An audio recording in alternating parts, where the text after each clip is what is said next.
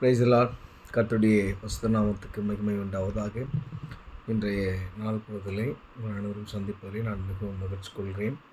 கர்த்தர் உங்களை ஆசீர்வதித்து உங்கள் குடும்பங்களையும் பாதுகாத்து வழி நடத்துவாராக என்று ஒரு வேத வாக்கியம் சங்கீதம் 91 பாடலின் வசனம் பார்த்தீங்கன்னு சொன்னால் 7ஆம் திருவார்த்தை.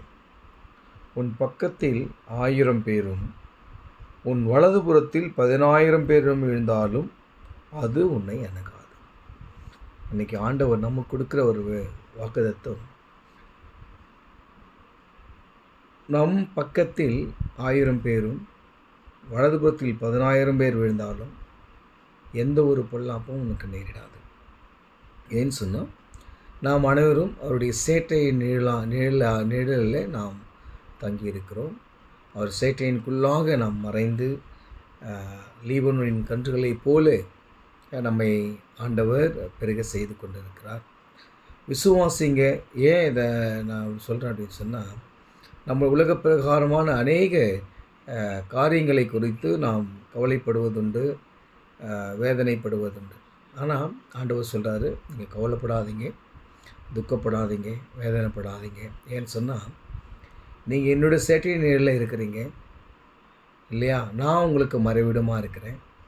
நான் உங்களிடத்தில் புகையிடமாக வாசம் செய்திருக்கிறேன்.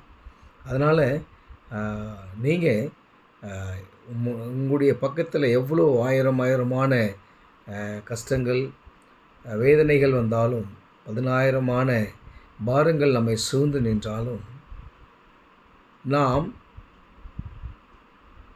எதை குறித்தும் கவலைப்படாதபடிக்கு நாம் கர்த்தரை நோக்கி பார்த்து அவருடைய சமூகத்தில் நாம் அமர்ந்து அவருடைய சேட்டையின்குள்ளாக நாம் பிரவேசிக்கும்போது, அது எப்பேற்பட்ட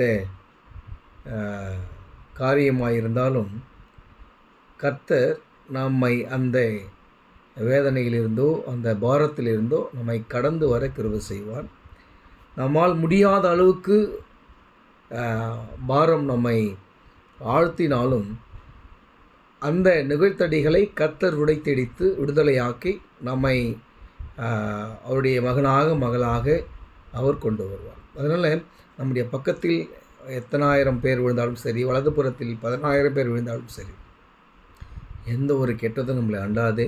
இன்றைக்கி இந்த வேத வாக்கியத்தை இந்த வீடியோவை நீங்கள் பார்க்குறீங்கன்னு சொன்னால் விசுவாசிங்க. கர்த்தருடைய நிழலில் நீங்கள் இருக்கிறீங்க. உங்களுக்கு விரோதமாய் யாரும் எழும்பவும் முடியாது. எழும்பினாலும் 7 வழியாக சிதறி போவாங்க. கர்த்தர் உங்களை ஆசீர்வதித்து பாதுகாப்பார். ஆமென்.